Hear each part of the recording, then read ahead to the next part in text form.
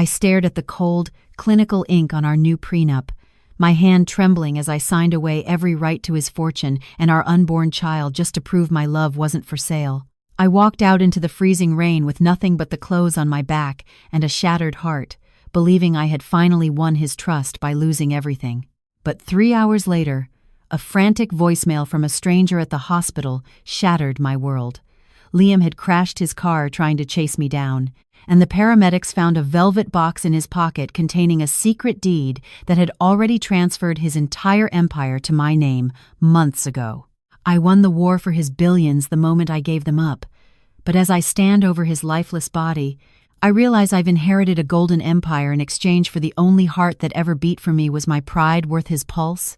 If you enjoy emotional and dramatic stories like this, make sure to subscribe to the channel right now so you don't miss the next episodes. Every subscription motivates us to keep bringing you better stories every day. And now we're curious. Where are you watching from, and what are you doing while watching this video? Tell us in the comments. We'd love to know where our viewers are around the world. Liam's study always smelled of expensive sandalwood and the suffocating chill of cold, hard numbers, a space where the warmth of love was never invited to breathe. I stood there, trembling, facing the man I once dreamed of marrying under a golden sunset. But now, all that lay between us was a thick leather folder titled in bold, heartless letters, Prenuptial Agreement. Liam didn't look at me. His long, elegant fingers tapped a rhythmic, agonizing beat on the black marble desk, a sound that felt like a countdown to my soul's execution. "Sign it, Claire.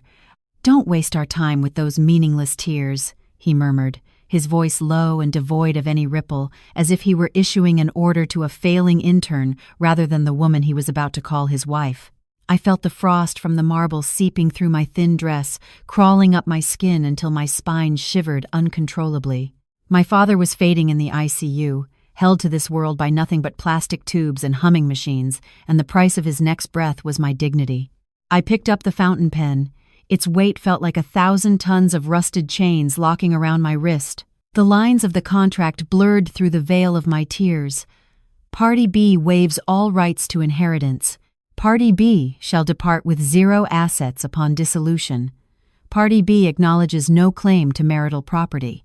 Each clause was a calculated slap to the pride I had spent a lifetime building. I searched Liam's face, desperate for a flicker of hesitation or a shadow of regret in his flinty gray eyes, but all I found was an impenetrable wall of suspicion. To him, I was just another gold digger, a scavenger using my father's tragedy to buy a seat at his billionaire table. A sharp, stabbing pain ignited in my chest, making it hard to swallow, as if my lungs were filling with the very ink I was about to use. I pressed the nib onto the paper, the sound of it scratching against the expensive parchment echoing like a scream in the silent room. I scrawled my name under Party B with a hand that felt detached from my body. The moment the final period was inked, I felt a part of me wither and die, leaving a hollow void that no amount of money could ever fill. I hadn't just signed a financial document. I had signed the death warrant of my own self-respect. Liam pulled the folder toward him, inspecting my signature with a clinical precision, as if checking a banknote for forgery. Then, with a flick of his wrist, he tossed a stack of signed checks across the desk. They slid over the smooth surface, stopping right against my chest. "Consider this your down payment for the next 3 years of service. Use it to save your father. And from tomorrow, learn to be a wife who knows the value of silence," he said, his lips curling into a smirk that didn't reach his cold eyes. I stared at the checks, then back at the man who had traded his heart for a vault. My lips trembled as I whispered a truth that would haunt the very air between us. I stood up, leaving the money untouched, and cast one final, lingering look at the stranger I married. "You won, Liam. You saved your fortune," I said, my voice cracking but firm. "But you forgot to read the most important clause in this entire agreement." I turned and walked toward the door, leaving him paralyzed by a question he didn't know how to ask, while my heart whispered a secret far more dangerous than his greed. The heavy oak doors of the study clicked shut behind me, but the silence that followed was even louder than Liam's insults. I walked down the grand, echoing hallway of the Blackwood estate, located in the secluded heart of Greenwich, Connecticut, a place where wealth was measured in acres and silence. My heels clicked like a metronome against the white marble floors, marking the seconds of a life I no longer owned. This wasn't a home, it was a museum of cold achievement, and the air here tasted of expensive wax and old, bitter secrets. As I entered the master suite, a room designed for a union that was now nothing more than a legal transaction, I was struck by the suffocating opulence. Every piece of furniture, from the silk-draped canopy bed to the velvet-lined chaise lounge, felt like a judge staring me down. I began to unpack my meager belongings, my hands trembling as I touched the worn fabric of my old college sweaters. They looked pathetic and frayed against the mahogany drawers of the walk-in closet, a stark reminder that I was an intruder, a temporary tenant whose presence had been purchased in monthly installments. I was reaching for a small, tattered photograph in my suitcase when the door swung open without the courtesy of a knock. Liam stood there, his tie loosened at his throat, the shadow of a 5 o'clock beard giving him the look of a predator weary from the hunt. He didn't enter. He simply leaned against the heavy frame, his silhouette casting a long, dark shadow that seemed to swallow my own.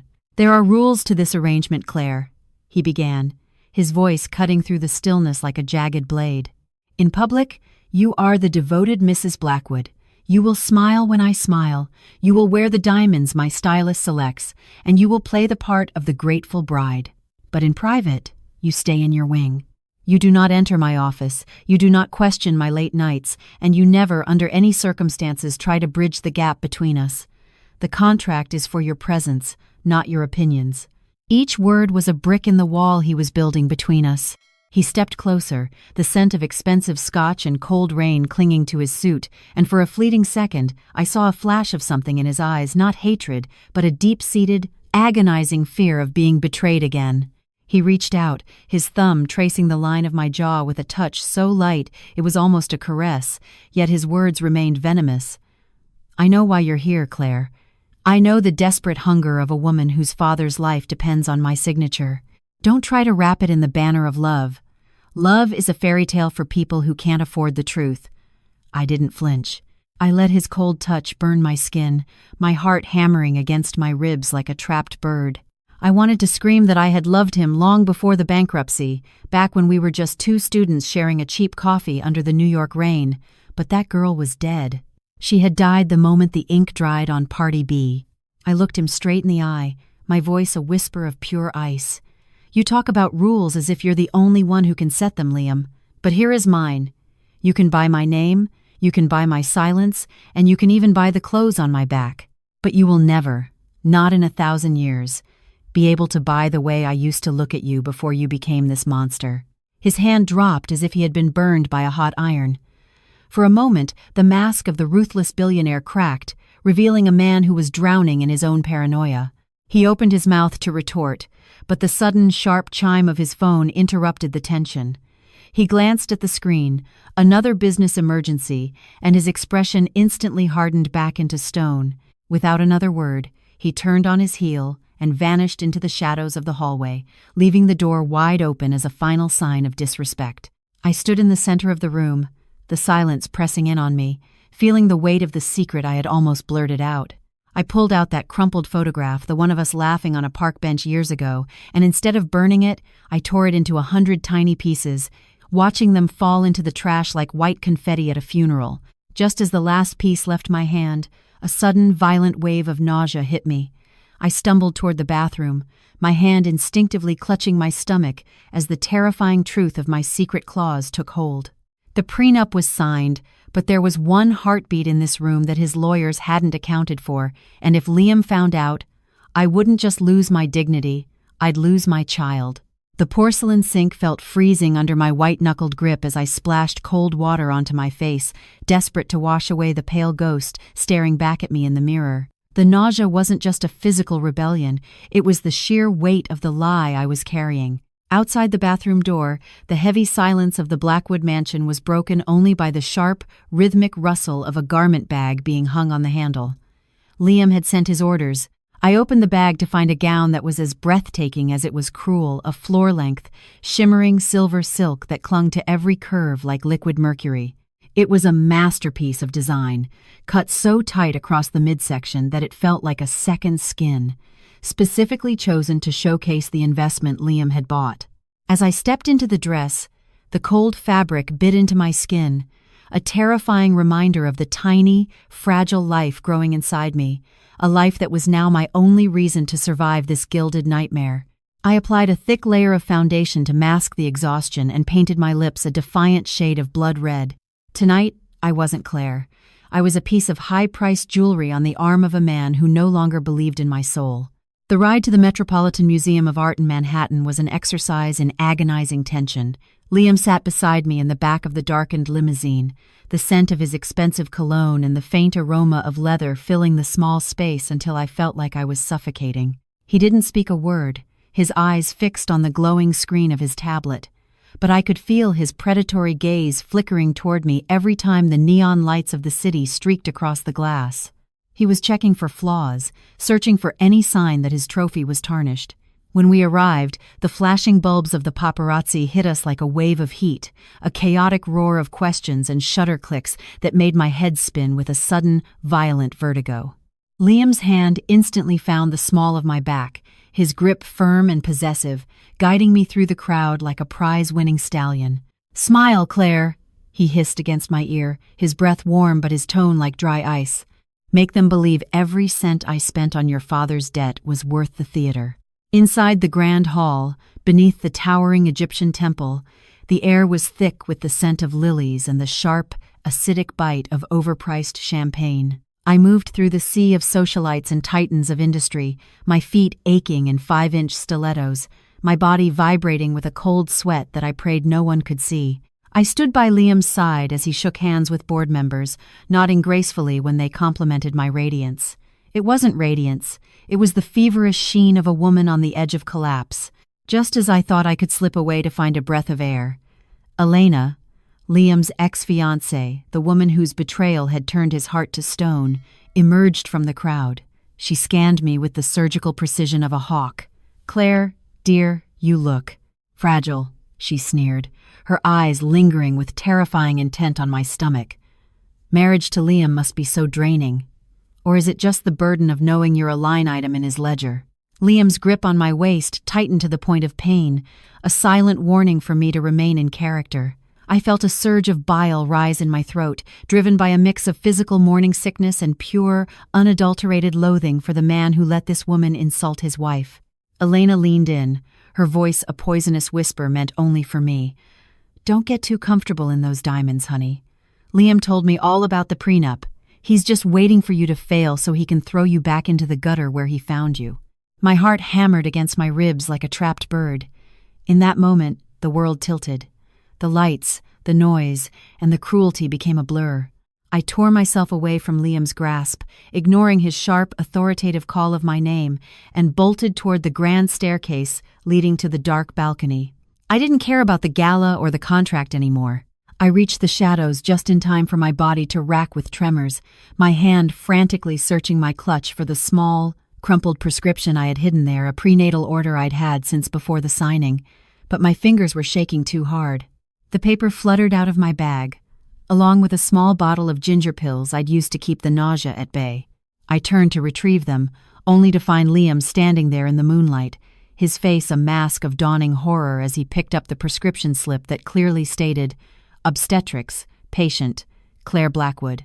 The silence on the balcony was more violent than any shout, a cold, suffocating vacuum that seemed to suck the very oxygen from my lungs. Liam stood there, the moonlight reflecting off the silver-white prescription slip in his hand like the blade of a guillotine. The festive roar of the gala below was now just a muffled hum, a distant, superficial world that no longer had anything to do with the two of us standing in the shadows of the Met, overlooking the dark abyss of Central Park. His eyes, usually so calculated and sharp, were wide with a mixture of raw disbelief and a simmering dark fury that made the hair on my arms stand up. I tried to speak, to offer some kind of explanation that wouldn't sound like a confession, but my throat was a desert, parched and constricted by the sheer terror of what came next. "Since when, Claire?" he asked, his voice a low, dangerous rumble that vibrated through the stone floor beneath my feet. He didn't look at the paper anymore. His gaze was pinned to mine, stripping away every layer of the Mrs. Blackwood mask I had spent all evening perfecting. I stepped back, my heels clicking sharply against the marble, my hand instinctively moving to shield my stomach, a gesture of protection that only served to confirm his worst suspicions. "It doesn't matter since when, Liam," I whispered, my voice trembling despite my best efforts to sound defiant. "It's not what you think. It wasn't a trap." But the words felt hollow even to me. In his world, everything was a trap. Liam took a step forward, closing the distance between us until I could feel the radiant heat of his anger. He crumpled the prescription slip in his fist, his knuckles turning white. "Not a trap? You signed a prenup that strips you of everything if we divorce, and then you show up with a golden ticket in your womb?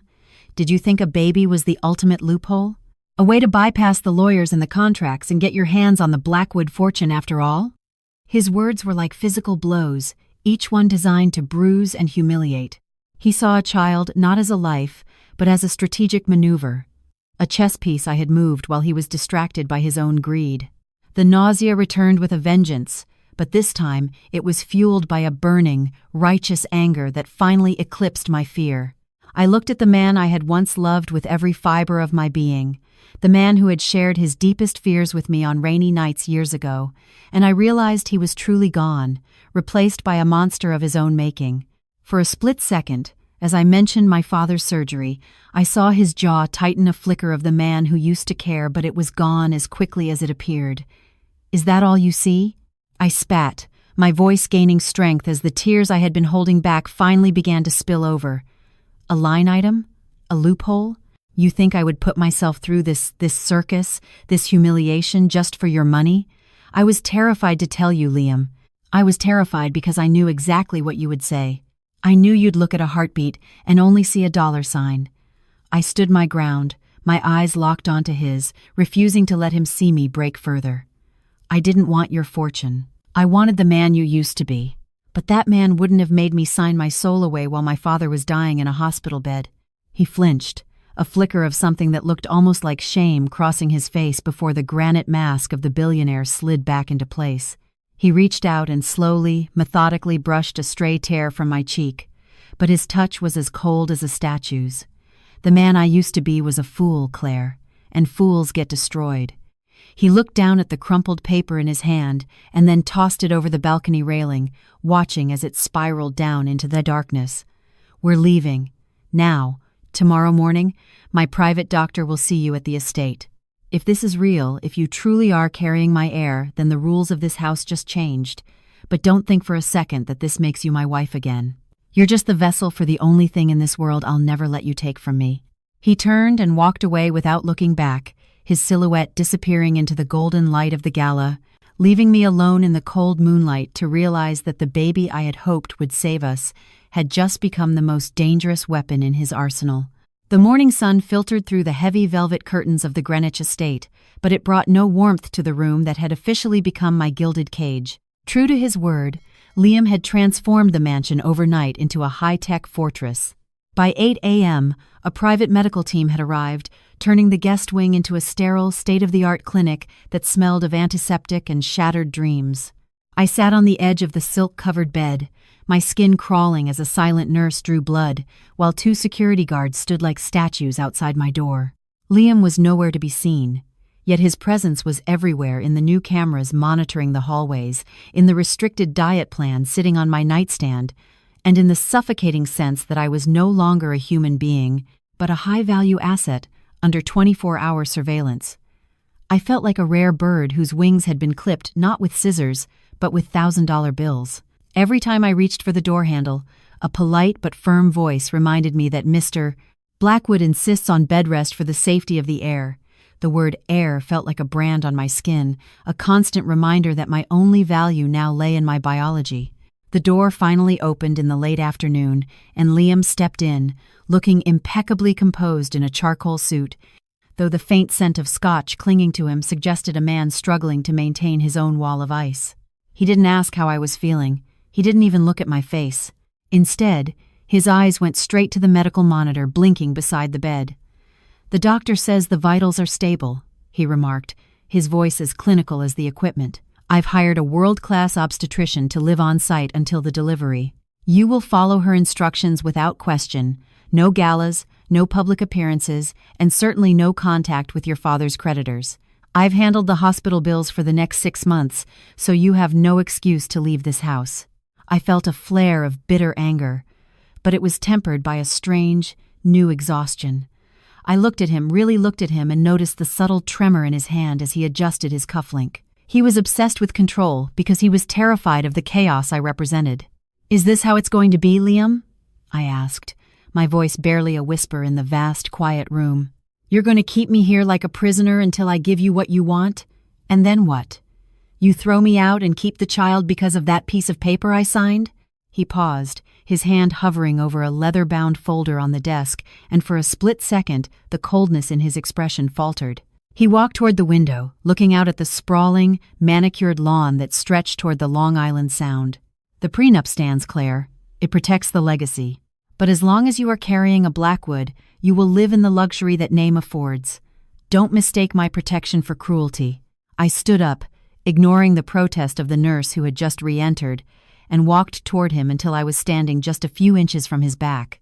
"Protection?" I laughed, a dry, hollow sound that seemed to vibrate in the empty space between us. "You're not protecting me, Liam. You're protecting an investment.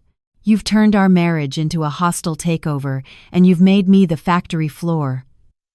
I reached out, my hand trembling as I considered touching his arm, but I pulled back. "Do you even remember the girl you met in that rain-soaked coffee shop? Before you decided that every person in your life was a thief, waiting for the right moment?" He turned around slowly, his face inches from mine. For a heartbeat, his eyes searched mine with a desperate, hidden hunger, looking for the woman he used to trust.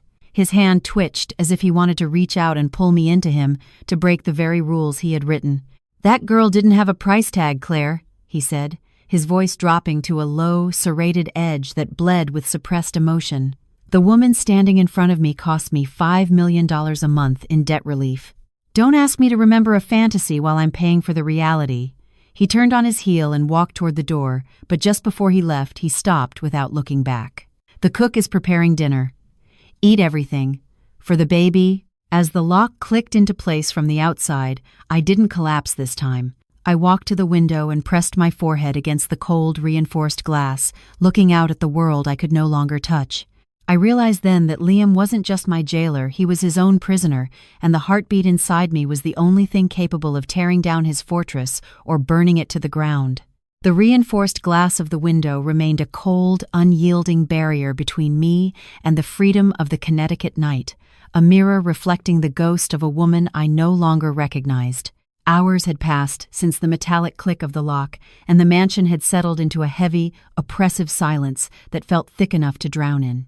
I lay in the center of the massive bed, the silk sheets feeling like sheets of ice against my skin, as my mind replayed Liam's words over and over. That girl didn't have a price tag. The cruelty of it was a poison, but the way his voice had cracked just for a microsecond was the only thread of hope I had left to cling to. As the clock struck midnight, a sharp, sudden cramp bloomed in my lower abdomen, radiating outward with a terrifying intensity that made my breath hitch. I tried to sit up, but a wave of violent dizziness washed over me, and a cold sweat broke out across my forehead. Panic, raw and primal, clawed at my chest. "No," I whispered into the dark, my hand clutching my stomach as if I could hold the life inside me in place by sheer will. "Not now. Please, not like this." I reached for the call button Liam had installed on the nightstand, my fingers clumsy and numb. When I finally managed to press it, the alarm didn't just summon a nurse. It shattered the silence of the entire wing. Within seconds, the door burst open. I expected the clinical indifference of the medical staff, but instead, I saw Liam. He was still in his dress shirt, the sleeves rolled up and his tie gone, looking like a man who hadn't slept a second. The moment his eyes landed on my curled-up form and my face, which I knew must be as white as the sheets, the mask of the ruthless billionaire didn't just crack, it disintegrated. He was at my side in a heartbeat, his hands hovering over me, trembling with a violence I had never seen from him. "Claire? Claire, look at me," he commanded, but his voice wasn't an order anymore. It was a plea, jagged and terrified. He didn't wait for the doctor. He pulled me into his arms, lifting me against his chest as if I were made of the finest, most fragile glass in his collection. The doctor and nurses rushed in, barking questions about vitals and symptoms, but Liam ignored them all. His focus narrowed down to the woman shaking in his arms. I buried my face in the crook of his neck, the familiar scent of his sandalwood cologne mixing with the metallic tang of fear. For the first time in months, he wasn't holding an investment, he was holding me. "Save them," he snarled at the doctor, his voice thick with a raw, bleeding emotion that sent shivers through me. "If anything happens to her, if anything happens to either of them, I will burn this entire medical board to the ground. Do you understand me?" I felt the thrum of his heart racing against mine, a frantic, irregular rhythm that mirrored my own. As the doctor administered a sedative and checked the monitor, Liam refused to let go. He sat on the edge of the bed, his fingers interlaced with mine so tightly it was almost painful, his forehead resting against the back of my hand. I drifted in and out of consciousness, the sedative pulling me into a hazy fog, but I could still feel the warmth of his presence. In my delirium, I didn't apologize. I only gripped his hand back, a silent accusation of the stress he had put me under. Then, I felt it a single, warm drop of moisture hit the back of my hand. My heart stopped. Liam, the man who calculated human lives in decimals, was crying. He didn't look up, his voice coming out as a broken, strangled rasp meant for the shadows. "I'm doing this all wrong. I thought I could control the pain if I controlled you. But seeing you like this..." He trailed off, his grip tightening. In that dimly lit room, surrounded by the very machines he had used to imprison me, the power dynamic shifted. The prenup, the millions of dollars in debt, and the bitter contracts, none of it mattered in the face of this terrifying fragility. He stayed like that for hours, even after the doctor confirmed it was just a severe bout of stress-induced cramping. As I drifted into a forced sleep, I felt him lean in, his lips brushing my temple. "I can't lose you again," he murmured, a confession that wasn't meant for my ears, but for the soul of the man he was desperately trying to bury. I realized then that while the contract was still in the safe, the ice around his heart had finally begun to bleed, unaware that the real storm was just beginning to gather at our gates. The days following the hospital scare felt like a delicate ceasefire in a war that had no winners. Liam's transformation was subtle yet profound.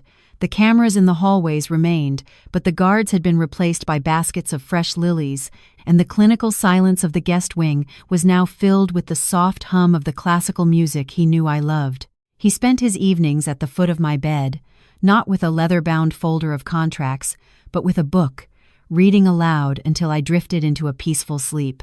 For the first time in 3 years, I saw the man I had fallen in love with, the Liam who noticed the way I took my tea and the way I bit my lip when I was worried. One evening, as the sun dipped below the Connecticut horizon, he sat beside me and reached into his jacket pocket. He pulled out the original prenuptial agreement, its edges frayed from being gripped too tightly. "I was a coward, Claire," he whispered, his eyes searching mine with a vulnerability that broke my heart. "I thought this paper could protect me from being hurt again, but it only made me the monster you saw." He took a silver lighter from the nightstand, the flame flickering in his hand, ready to turn the legal shackles into ash. But the universe, it seemed, wasn't ready to let us be happy. Just as the flame touched the corner of the parchment, the bedroom door was flung open. Elena, who still held the high-level security clearance of a former board member and fiancé, marched in with a violence that shattered the fragile peace. She held a thick yellow envelope as if it were a holy relic of my destruction. "Stop, Liam! Don't be a fool twice in one lifetime," she shrieked, her voice cutting through the room like a serrated blade. Liam froze, the lighter still burning, the edge of the contract beginning to char. He looked at her with a mixture of annoyance and confusion, but Elena didn't flinch. She marched to the center of the room and threw the envelope onto the bed, the contents spilling out bank statements, grainy photographs, and intercepted emails that bore my forged name and signature. "While you've been playing house and feeling sorry for your delicate wife, she's been finishing what her father started. Look at the offshore accounts, Liam. Look at the transfers made just 3 hours after you saved her father from prison." My heart stopped. I reached out, my fingers trembling as I grabbed the papers, desperate to find a mistake, a flaw in her lies. My eyes blurred as I saw the forged documents. There were photos of me meeting a man in a dark coat, a man who was actually my father's cardiologist, but in these cropped, grainy shots, he looked like a shadowy conspirator. There were emails I had never written, discussing the liquidation of Blackwood assets once the baby was born. It was a masterpiece of deception, designed specifically to trigger Liam's deepest, darkest paranoia. "This isn't real, Liam. Look at the timestamps. They're manipulated," I cried, holding a document toward him, but he didn't even reach for it. Instead, he swiped his arm across the bed, sending the papers flying like jagged confetti across the floor. I watched the warmth drain from his face, replaced by a gray, stony mask of absolute betrayal. The lighter in his hand went out with a cold, metallic click. He didn't burn the prenup. Instead, he gripped the charred document so hard his knuckles turned white, his eyes turning into two shards of ice that pierced through my soul. I tried to reach for him, my hand hovering near his arm, but he recoiled as if my very presence were toxic. "Is it true, Claire?" he asked, his voice so quiet it was more terrifying than any scream. Elena was already one step ahead, her voice dripping with fake sympathy. "I have the digital footprints, Liam. She used your private server. She thought the pregnancy would make you too soft to check." Liam looked from the forged papers to my tear-streaked face, and I saw the moment the wall went back up higher and thicker than ever before. He didn't want the truth. He only saw the confirmation of his greatest fear.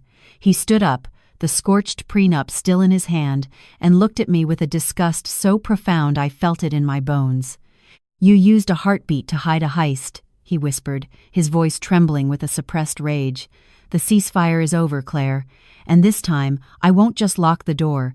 I'll make sure you have nothing left to steal."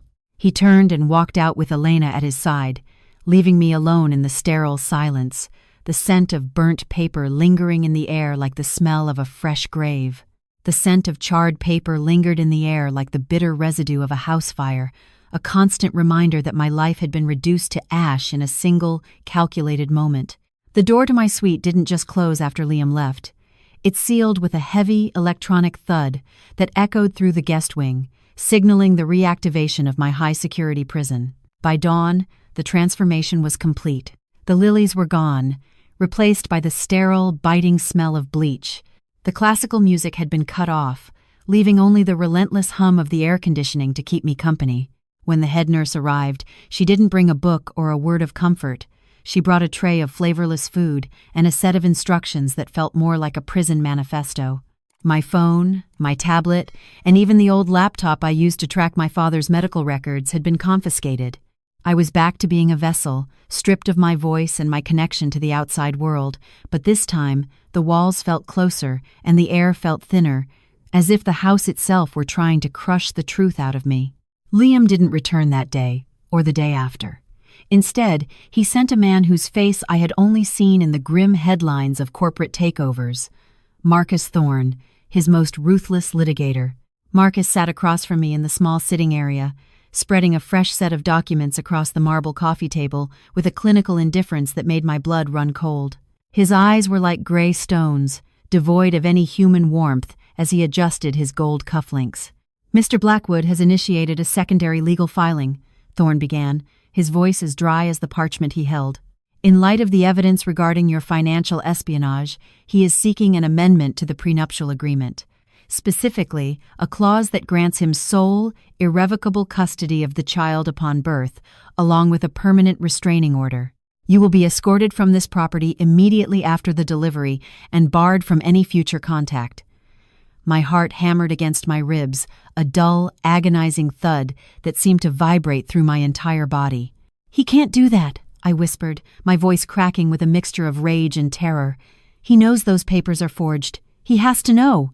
Thorne didn't even blink. He leaned forward, his shadow stretching across the table like a shroud. "The digital footprint suggests otherwise, Mrs. Blackwood. To the court, you are a security risk to the heir's future. If you sign this now, Mr. Blackwood will continue to pay for your father's critical care. If you fight, well, I believe your father's cardiac unit is already calling about arrears." One phone call from me, and the machines stop.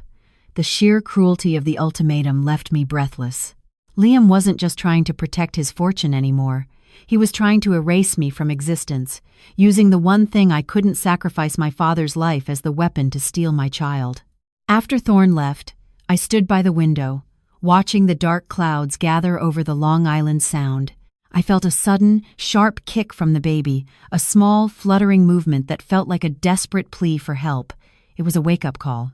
I couldn't just sit here and wait for the executioner to finish the job. I knew Elena had used Liam's private server to plant those emails, which meant the proof of her forgery was buried in the digital logs of the man who had just sentenced me to a living death. A desperate, dangerous plan began to form in my mind. Every night at 2 a.m., the security guards changed shifts at the end of the hall, leaving a 3-minute window where the hallway cameras reset.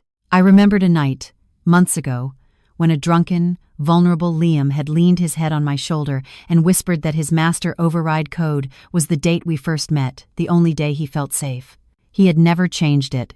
I began to tear at the seams of my silk pillowcase, braiding the strong fabric into a makeshift cord to secure the door from the inside while I worked, my mind racing with the realization that the man who had cried over my hand just nights ago was now the greatest threat to my child's future. I wasn't going to sign their papers. I was going to find the truth in his study, even if I had to break every rule he had ever written to do it. The clock on the mantel struck 2 a.m., its chime sounding like a funeral bell echoing through the hollow, cavernous silence of the Blackwood estate. I waited with my ear pressed against the cold mahogany of my bedroom door, my breath shallow, counting the rhythmic, heavy footfalls of the guards as they moved toward the west wing for the scheduled shift change. My heart was a frantic drum in my chest, but my hands remained steady with the clarity of a woman who had nothing left to lose. Using the makeshift cord I'd braided from silk pillowcases, I jammed the internal latch, a desperate trick to buy myself precious seconds if the nurse returned early. When the hallway finally went silent, I slipped out into the shadows. The air in the mansion felt different at night. It was heavy, tasting of old money and the metallic tang of unspoken betrayals. I moved with the stealth of a ghost, my bare feet silent on the cold marble, until I reached the towering double doors of Liam's private study.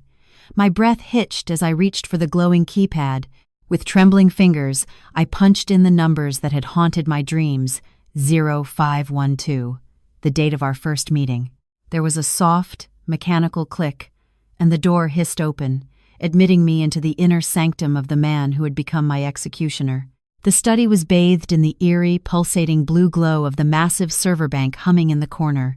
I bypassed the scent of expensive cigars and the heavy leather chairs, heading straight for the primary terminal on his mahogany desk. My eyes scanned the screens, navigating through encrypted folders that held the digital skeleton of the Blackwood Empire. It took minutes that felt like hours, my fingers flying across the keys while a cold sweat trickled down my spine. Finally, I found the internal server logs from the night of the gala. Just as I suspected, the login IP wasn't mine. It was a remote access point registered to Elena's personal penthouse. My heart soared with a fleeting sense of vindication as I saw the send history of the forged emails. She had been so confident in Liam's blind paranoia that she hadn't even bothered to wipe the trace files. I quickly initiated a secure download to a hidden cloud drive, my eyes fixed on the agonizingly slow progress bar. 20%, 40%. While the data transferred, my mouse hovered over a folder marked with a single, handwritten label, Project C. A dark premonition drove me to click. My blood froze as the file opened. It wasn't a business merger, it was a comprehensive legal strategy, dated weeks before the gala, outlining a trust fund and a plan to relocate the child to a Swiss estate. But it was the notes in the margins, Liam's jagged, familiar handwriting that shattered me. If I cannot trust her, the child must be protected from her influence. Prepare the relocation papers. She is a liability. The betrayal cut deeper than Elena's lies. He hadn't just been tricked. He had been searching for an excuse to believe the worst of me, constructing a cage for our child before the ink on our marriage was even dry. A sudden, sharp metallic chime echoed from the hallway, a notification on a guard's radio. My stomach dropped. I looked at the screen. 98%. Complete. I scrambled to close the windows, my movements frantic as I saw a shadow flicker on the polished surface of the monitor. Someone was outside. I had no time to reach the door. I dove behind the heavy velvet curtains by the balcony, pressing my back against the cold glass, my hands instinctively covering my mouth to stifle my ragged breathing. The door swung open, and the lights flickered on, blindingly bright. Through the sliver of space in the fabric, I saw the polished black shoes of Liam Blackwood. He didn't look like a man who had come to work. He looked like a man haunted by ghosts. He walked straight to his desk, his hand hovering over the monitor, which was still warm to the touch. He didn't look around. He simply looked at the empty chair. A silent alert went to my phone the moment my safe code was entered. "Claire," he whispered, his voice a terrifying mix of exhaustion and ice that seemed to freeze the very air in the room. "Did you really think I'd leave the most important evidence of your betrayal unguarded? Or did you just come back to finish the job?" I stepped out from behind the heavy velvet curtains, the cold air of the balcony still clinging to my skin like a burial shroud. The light in the study was blinding, reflecting off the glass-topped desk and the sharp, jagged lines of Liam's silhouette. For a long moment, neither of us moved. He was standing by his chair, his hand still resting on the monitor I had just touched, his eyes fixed on the spot where I had emerged. There was no rage in his expression, only a profound, soul-crushing weariness that made him look like a man who had spent his entire life guarding a treasure that didn't exist. "I didn't come to finish a job, Liam," I said, my voice surprisingly steady despite the violent pounding of my heart. "I came to find the truth, because the man I once loved was too blinded by his own fear to look for it himself." I held up the small flash drive, the plastic casing glinting under the LED lights. "The IP logs from the night of the gala are on here. The remote access came from Elena's personal server. She didn't just frame me. She used your own arrogance as the weapon to destroy us." Liam didn't reach for the drive. He simply let out a short, hollow laugh that sounded like dry leaves skittering across a grave. "Elena is a snake, Claire. I've always known that. But snakes only strike when they sense a vulnerability." He finally looked at me, his gaze dropping to my stomach before snapping back to my eyes with a haunted intensity. "You were my vulnerability, and every piece of data I've seen tells me I was right to be afraid." I walked toward him, ignoring the instinct to flee, until only the desk stood between us. The air was thick with the scent of his scotch and the underlying ozone of the server banks. "Is that why you started Project C weeks before Elena ever showed up?" I asked, the words tasting like ash. I reached over and tapped the screen, pulling up the file I had found. "I saw your notes, Liam. I saw where you called me a liability and planned to ship our child to Switzerland before they even took their first breath. You weren't protecting a legacy. You were building a prison for a family that hadn't even started yet." The silence that followed was suffocating. I saw the muscles in his jaw ripple, a flash of genuine shock breaking through his stony exterior as he stared at his own jagged handwriting on the screen. For the first time, he looked truly cornered by his own shadow. "I was protecting the heir," he growled, though the conviction in his voice was fraying at the edges. "My father was destroyed by a woman who played the victim. I swore I wouldn't let history repeat itself." I felt a tear escape, hot and bitter, tracking a path through the heavy gala makeup. It was never about history, Liam. It was about the man who used to hold me in the rain and tell me that money didn't matter as long as we were together. But you've spent so much time building a fortress to keep the world out that you've buried yourself alive inside it. I slammed the flash drive onto the mahogany surface, the sound echoing like a gunshot. "The evidence of her forgery is there, but the evidence of your betrayal? That's in the nursery you've already turned into a high-security cell."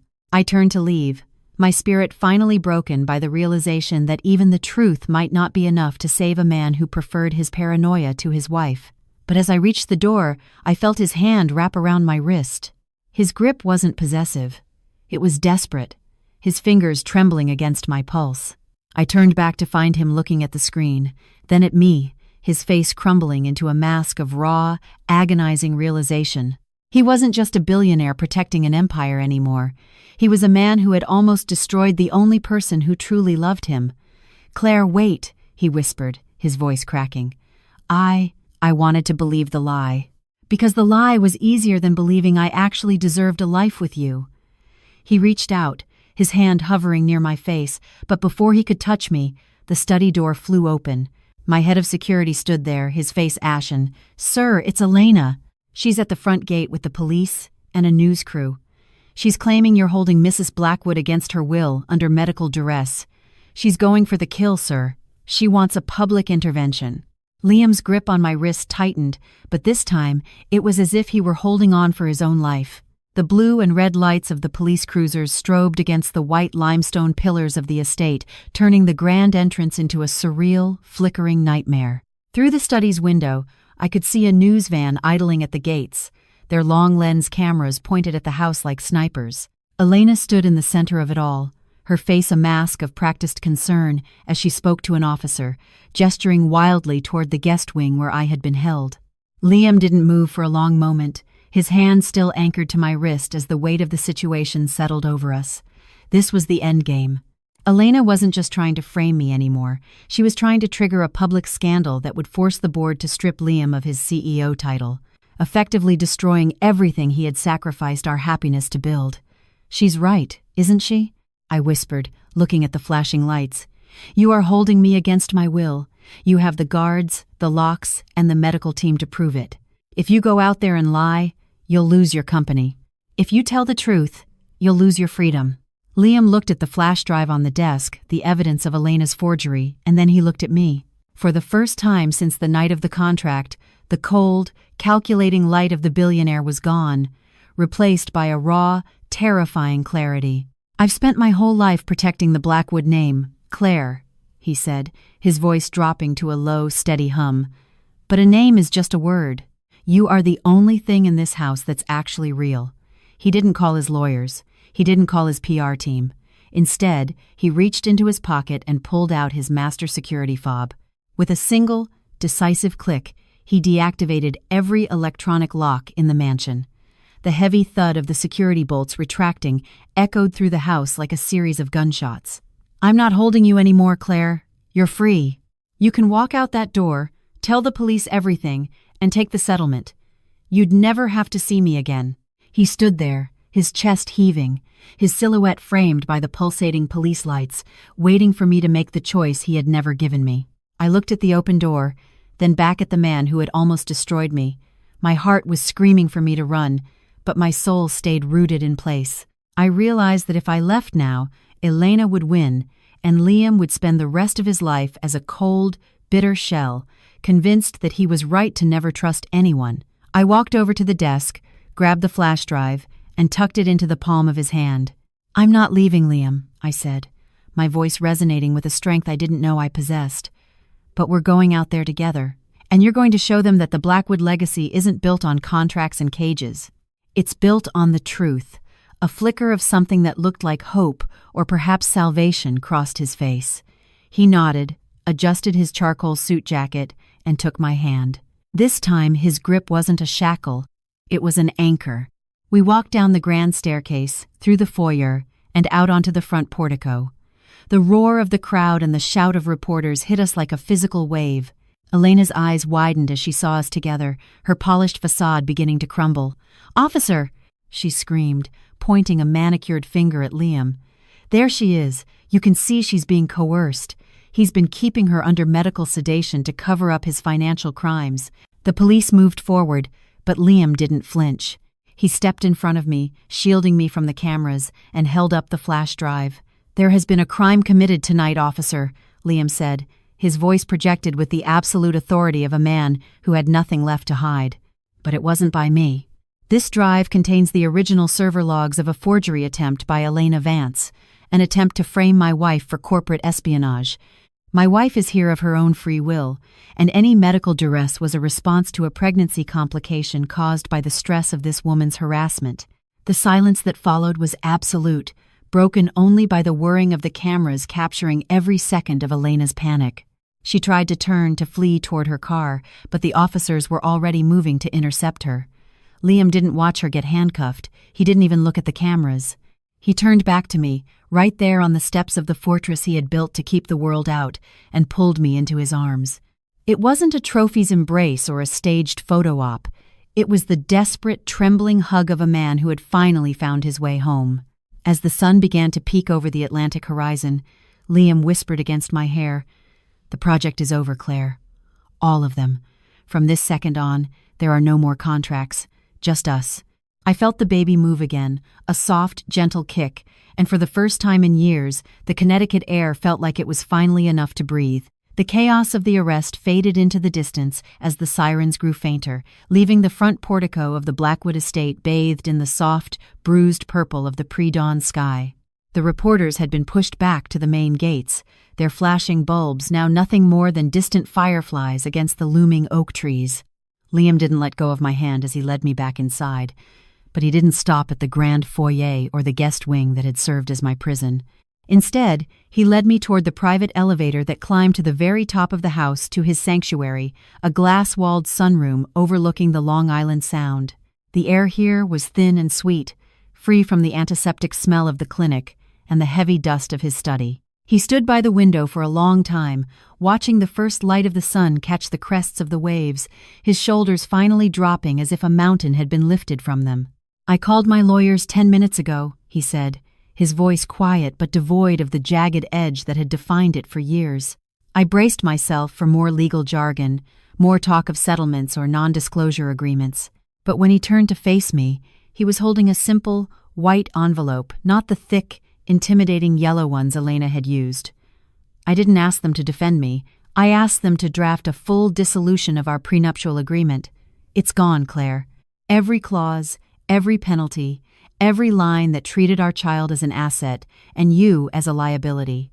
I've also transferred the deed of the Greenwich estate into a joint trust. This isn't my fortress anymore. If you stay, it's because it's your home. He held out the paper, but I didn't take it. I didn't need a document to tell me what I could already see in his eyes. The man who had been buried under layers of gold and paranoia had finally fought his way to the surface. I walked over to the small table where the original, charred contract sat, the one he had tried to burn before Elena interrupted. I picked it up and watched the black flakes of ash drift onto the floor. "You spent so much time trying to buy security, Liam," I said, reaching out to touch his face, my thumb tracing the tired lines around his eyes. "But security doesn't come from a vault. It comes from being known, even the dark parts of us." He leaned into my touch, a long, shuddering breath escaping his lips. He looked at my stomach, then back at me, a tentative, almost boyish smile flickering on his face. "I want to meet them, Claire. Not as the Blackwood heir, just as their father. I want to be the man you thought I was back in that coffee shop." He knelt down, his movements slow and reverent, and pressed his forehead against my gown. In that moment, the billionaire who had once commanded empires looked small, vulnerable, and profoundly human. The months that followed were a quiet revolution. We didn't just rebuild our marriage, we dismantled the old one and started from the foundation. Liam resigned as CEO, taking a seat on the board but leaving the day-to-day ruthlessness to someone who still cared for it. We used the settlement from Elena's defamation suit to start a foundation dedicated to medical debt relief, a way to ensure no other daughter would ever have to sign her soul away to save her father. On a warm afternoon in late August, the nursery was finally finished. There were no cameras, no guards, and no electronic locks, just soft, sage-green walls and a hand-carved crib that Liam had spent his weekend sanding down himself. As we stood together by the window, watching the sunset paint the water in shades of gold, I felt a familiar, strong kick. I took Liam's hand and placed it right where the movement was strongest. He froze, his eyes widening with a wonder that no amount of money could ever buy. "They're waiting for us," he whispered, pulling me back against his chest.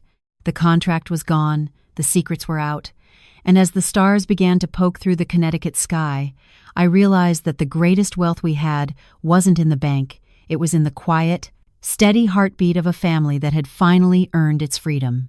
The life lesson: fortresses do not make a home, and wealth cannot buy security. The story offers 3 profound insights into the human condition. 1.